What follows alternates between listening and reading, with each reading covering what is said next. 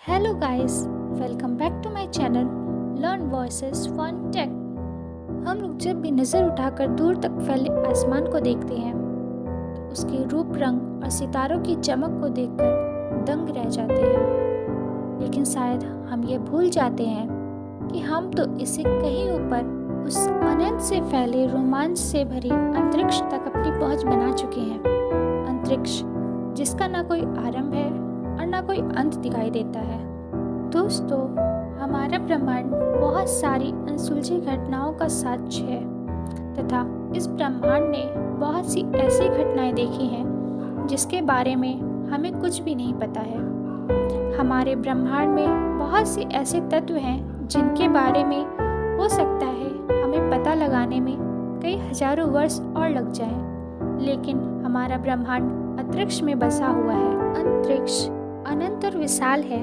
यह पूर्ण अंधकार से भरा हुआ है जिसमें कुछ प्रकाशमान तत्व विद्यमान है जिसके कारण हम ग्रहों को देख पा रहे हैं और तारों को समझ पा रहे हैं। इस अंधकार में छोटी सी उजाले की किरण भी बहुत बड़ी चमकती हुई दिखाई देती है। एक पृथ्वीवासी के लिए सूर्य सबसे बड़ा प्रकाश का स्रोत है और इससे बड़ा प्रकाश का कोई स्रोत सौर मंडल में उपस्थित नहीं है। लेकिन इस ब्रह्मांड में जिसे हम अंतरिक्ष का हिस्सा भी कहते हैं, वह अनंत ऐसे सूर्य को अपने अंदर समाये हुए हैं जो हमारे सूर्य से भी कई हजारों और लाखों गुना बड़े हैं। इसलिए आज इस वीडियो में हम आपको उसके बारे में थोड़ी जानकारी देने का प्रयास करेंगे। आज इस वीडियो में हम आपको बताएंगे कि अंतरिक्ष क्या है, अंतरिक्ष कैसे और अंतरिक्ष में जीवन के ऊपर किस प्रकार के अध्ययन किए जा रहे हैं, अंतरिक्ष में मानव का इतिहास क्या है तथा इसके साथ हम आपको यह भी बताएंगे कि भारतीय अंतरिक्ष संगठन इसरो क्या है, वह किस प्रकार कार्य करता है। लेकिन इस वीडियो में आगे बढ़ने से पहले अगर आपने हमारे चैनल को सब्सक्राइब नहीं किया है तो प्लीज़ सब्सक्राइब कर दीजिए और बेल आइकन को क्लिक कर दीजिए और अगर पसंद आए तो प्लीज़ लाइक कर दीजिए। तो चलिए अंतरिक्ष के बारे में हम लोग विस्तार पूर्वक जानते हैं। अंतरिक्ष वह स्थान है जहाँ पर ब्रह्मांड के सारे अंग जैसे कि तारे, सितारे, ग्रह, उपग्रह और अन्य कई सूक्ष्म विराजमान हैं। अंतरिक्ष में झूलते ये सभी कण अंतरिक्ष के ही हिस्से हैं। अंतरिक्ष यदि हम किसी परिभाषा में परिभाषित करना चाहें तो इसका परिभाषण यह होगा कि एक पृथक तत्व से दूसरे पृथक तत्व के बीच की दूरी को अंतरिक्ष कहा जाता है। इसको हम इस उदाहरण से भी समझ सकते हैं कि पृथ्वी और मंगल ग्रह के बीच में जो दूरी है इसे हम अंतरिक्ष कह सकते हैं। अंतरिक्ष का शाब्दिक अर्थ है अंतर में रिक्त स्थान और इसी अंतर में रिक्त स्थान को अंतरिक्ष कहा जाता है। अंतरिक्ष दिखने में पारदर्शी है और अनंत दिशाओं में फैला हुआ है। अंतरिक्ष अपने अंदर कई ब्रह्मांड समाये हुए हैं।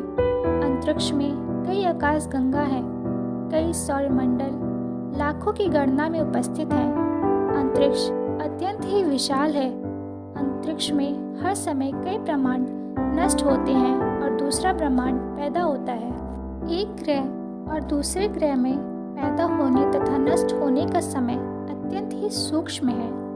अंतरिक्ष में हर समय कई ऐसे पल आते हैं जो कई हजारों या फिर लाखों करोड़ों वर्षों से इंसानों के द्वारा देखे जाते हैं और ऐसे पल हर समय अंतरिक्ष में घटते रहते हैं। लेकिन हम अंतरिक्ष को देखने की कोशिश करें तो एक तत्वों से दूसरे तत्वों के बीच की दूरी को देखा जा सकता है, लेकिन उस दूरी में स्थित खालीपन को नहीं देखा जा सकता है और उसी खालीपन को अंतरिक्ष कहा जाता है। ऐसा माना जाता है कि अंतरिक्ष हर दिशाओं में प्रकाश की गति बढ़ा रहा है और हर समय से बढ़ा रहा है तथा कई करोड़ों और अरबों वर्षों से यह ऐसे ही बढ़ता जा रहा है। अंतरिक्ष को दूर से देखने में इसमें बिल्कुल अंधेरापन दिखता है, लेकिन विभिन्न प्रकार के ग्रहों और तारों की रोशनी में तथा महान सूर्य के प्रकाश में हम कई ग्रहों को देख सकते हैं। यदि सूर्य जैसे तारे ना हो तो मेरे अंतरिक्ष में कोई भी ग्रह दिखाई नहीं देगा। जो अंधेरा पृथ्वी पर रात के समय बिना चांद के होता है, वही अंधेरा अंतरिक्ष में होता है। अंतरिक्ष का एक रहस्य है कि यह मुख्य रूप से पृथ्वी की तकरीबन 100 किलोमीटर ऊपर से शुरू होता है और इस 100 किलोमीटर के मध्य हमारा वातावरण मंडल होता है, जिसे हम वायुमंडल कहते हैं।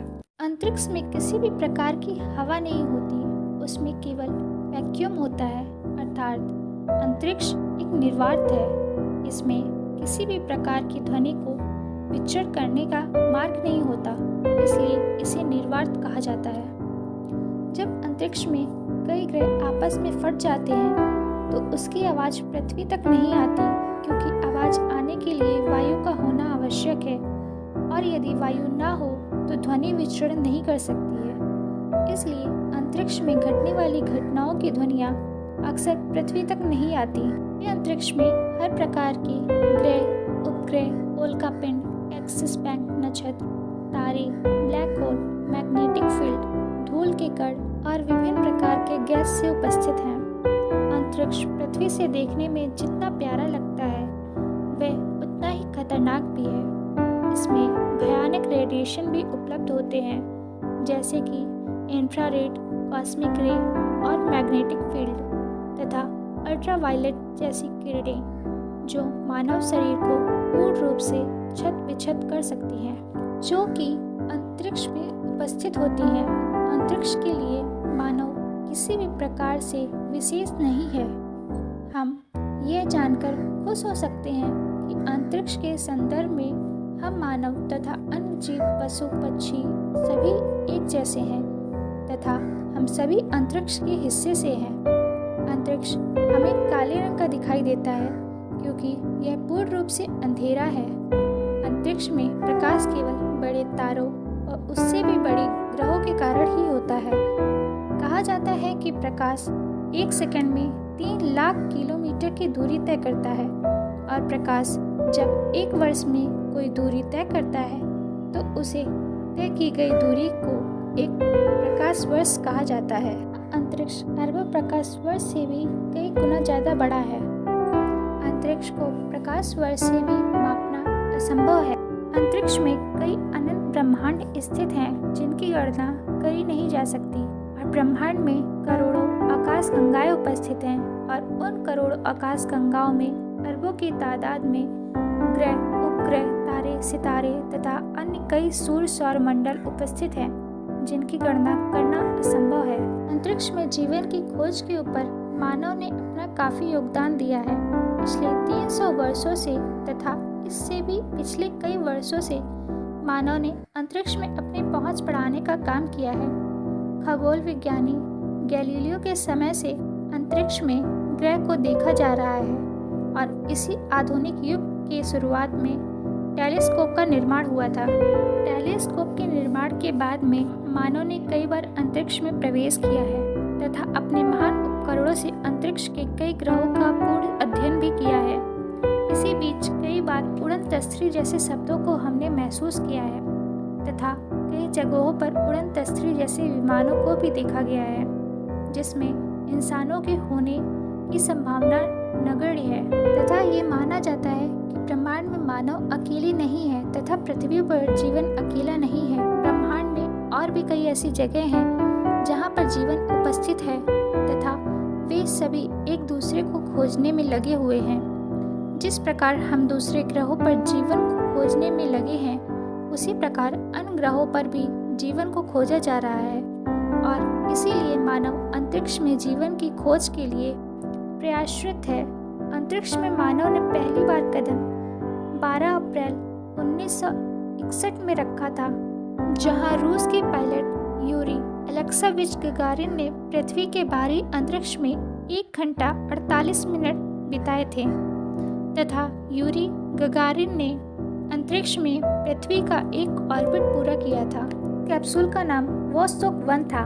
वोस्तोक 1 ने यूरी गगारिन को अंतरिक्ष का सफर करने में मदद करी थी तथा उन्होंने अंतरिक्ष में अपने कैप्सूल से बाहर निकलकर 1 घंटा 48 मिनट अंतरिक्ष में बिताए थे। जहां उन्होंने अंतरिक्ष के दबाव को महसूस किया था। अंतरिक्ष में अंधेरा इसलिए रहता है क्योंकि अंतरिक्ष में प्रकाश के भ्रमण के हेतु निश्चित वायु या अन्य गैसों का मार्ग नहीं है और इसके लिए वहां पर आवश्यक मात्रा में ऑक्सीजन भी नहीं है और इसी के कारण बड़े ग्रहों तथा तारों की रोशनी में दूसरे ग्रह और तत्व प्रकाश ग्रहण करते हैं। कुछ लोग सोचते हैं कि यदि अंतरिक्ष में ऑक्सीजन नहीं होता तो सूर्य का जो प्रकाश है जो कि अग्नि की वजह से होता है तो अग्नि कैसे चल रही है। तो इसका जवाब यह है कि सूर्य पर प्रचुर मात्रा में हाइड्रोजन मौजूद है और वहाँ पर हर समय तकरीबन 20 से ज़्यादा परमाणु विस्फोट होते हैं और उसी के लिए सूर्य पर हर समय अग्नि मौजूद रहती है और वह परमाणु विस्फोट के द्वारा निकली गई गर्मी पृथ्वी तथा अन्य ग्रहों पर प्राप्त करी जाती है। अंतरिक्ष में जाने के लिए एक व्यक्ति को एस्ट्रोनॉट बनाया जाता है और एक एस्ट्रोनॉट को वह सारी वस्तुएं अपने साथ रखनी होती है जो उसे पृथ्वी पर जिंदा रहने के लिए चाहिए होता है, जैसे कि ऑक्सीजन, खाना पानी और अन्य कई सामान, क्योंकि अंतरिक्ष में वह सभी चीज़ें उपलब्ध नहीं होती हैं। अंतरिक्ष में पूर्ण रूप से निर्वात होता है। अंतरिक्ष में सांस लेने के लिए ऑक्सीजन भी नहीं होती है, इसलिए एक एस्ट्रोनॉट को अपने साथ कई ऑक्सीजन के सिलेंडर रखने होते हैं। इसी के साथ कुछ ड्राई फ्रूट तथा जमा हुआ खाना उन्हें अपने साथ रखना होता है जो समय के साथ खराब नहीं होता तथा उन्हें जमे हुए खाने के रूप में क्रैकर, फ्रूट इत्यादि मिलते हैं और जमा हुआ खाना मुख्य रूप से ड्राई फ्रूट के रूप में पाया जाता है तथा अन्य कई खानों को जमाने की प्रक्रिया शुरू की जा रही है तथा विभिन्न प्रकार के आहार को लंबे समय तक सुरक्षित रखने के लिए प्रयास किया जा रहा है। एक एस्ट्रोनॉट को अपने साथ में इन सभी चीज़ों के साथ में स्लीपिंग बैग भी चाहिए होता है जहां पर वह सोते हैं, क्योंकि कैप्सूल पर सोने के लिए अलग से जगह नहीं होती। अंतरिक्ष को 4 भागों में विभाजित किया गया है और इनके नाम निम्नलिखित हैं: geo space, interplanetary space, interstellar space और इंटरगैलेक्टिक स्पेस।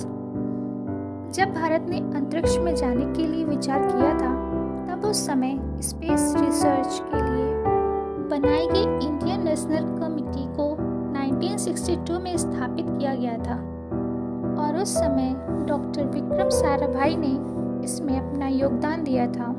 इसके बाद में 1969 में इंडियन स्पेस रिसर्च ऑर्गेनाइजेशन बना तथा भारत के अंतरिक्ष अनुसंधान में सही कदम उठाए जाने के लिए विक्रम साराभाई ने इसरो के रूप में भारत को नई दिशा प्रदान करी और आज के समय इसरो ने 101 स्पेस क्राफ्ट मिशन लॉन्च किए हैं, जिसमें 3 नैनो सैटेलाइट और 1 माइक्रो सैटेलाइट भी हैं। इसरो ने अब तक 72 सैटेलाइट मिशन को लॉन्च किया है और 269 विदेशी सैटेलाइट को भी इसरो ने लॉन्च किया है। आज के समय इसरो विश्व की सबसे सफल स्पेस रिसर्च ऑर्गेनाइजेशन बन चुका है।